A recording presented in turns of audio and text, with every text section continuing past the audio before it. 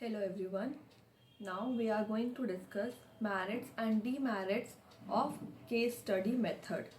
ठीक है, ये हम केस स्टडी मेथड किसके पढ़ रहे हैं? मेथड्स ऑफ एजुकेशनल साइकोलॉजी के, कि हम बच्चे के बिहेवियर को कौन कौन से मेथड से अच्छी तरीके से जान सकते हैं, वो सारे मेथड्स हम पढ़ रहे हैं। और अब बारी है केस स्टडी मेथड के मेरिट्स और डीमेरिट्स की। ठीक है, सबसे पहले बात करते हैं case study considered all the aspects of case study. आप जब भी लिखें केस स्टडी बहुत ही इम्पॉर्टेंट पॉइंट है, ठीक है, इम्पॉर्टेंट टॉपिक है, जिससे आप क्या करेंगे, ये बहुत ही आपके काम आएगा। आप जब स्कूल ज्वाइन करेंगे तो क्लास में बहुत सारे स्टूडेंट्स ऐसे होते हैं जो क्या है, माल एडजस्टेड है, जिसमें कोई बिहेवियर इश्यूज है या कह सकते हैं लर्निंग इश्यूज है या उसके पर्सनल प्रॉब्लम्स हैं। तो केस स्टडी के थ्रू आप क्या कर सकते हैं, उस स्टूडेंट के बारे में, उस बच्चे के बारे में, उस इंडिविजुअल के बारे में आप क्या करते हैं, अच्छी तरीके से जान सकते हैं। तो ये बहुत इम्पॉर्टेंट टॉपिक होता है जो आपको आगे फर्दर काम आने वाला है। आपको इसमें if I got the time then I will explain you in detail how you can write down the case study। ठीक है, तो आज अभी हम बात कर रहे हैं मेरिट्स और डीमेरिट्स की। ठीक है, इसके मेरिट्स क्या है?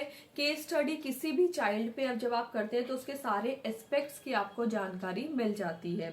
नेक्स्ट है, ये रिलायबल होता है और एक बहुत ही यूजफुल और इजी टूल है किसी भी चाइल्ड को इवेलुएट करने के लिए। ठीक है, नेक्स्ट है, it understand the causes of mall adjustment. हम केस स्टडी के थ्रू बहुत इजीली जान सकते हैं कि बच्चा माल एडजस्टेड क्यों है। और what is the mall adjustment?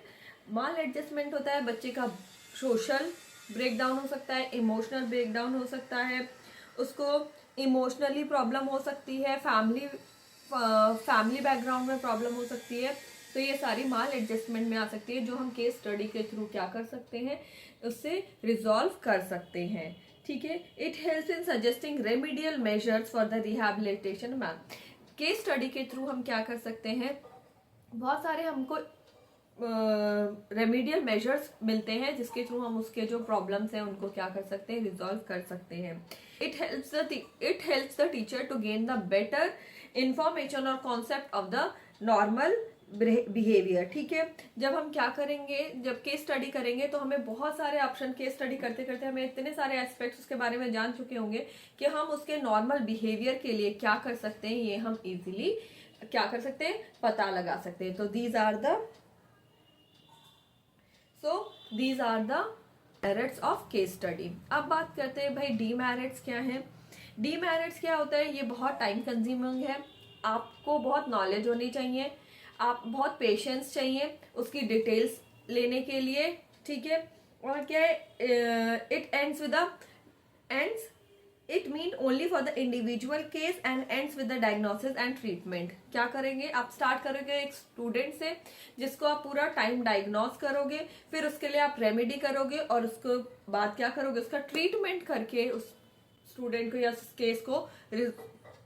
Case को रिजॉल्व करेंगे। ठीक है, इट रिक्वायर्स टेक्निकल प्रोफिशिएंसी। ठीक है, ये टीचर्स पे it increase the workload and burden of the teacher. ठीक है, so and it requires teachers experience also.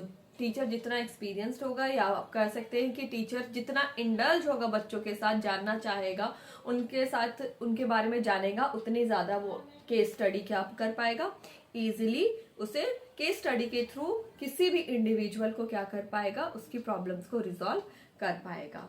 ठीक है।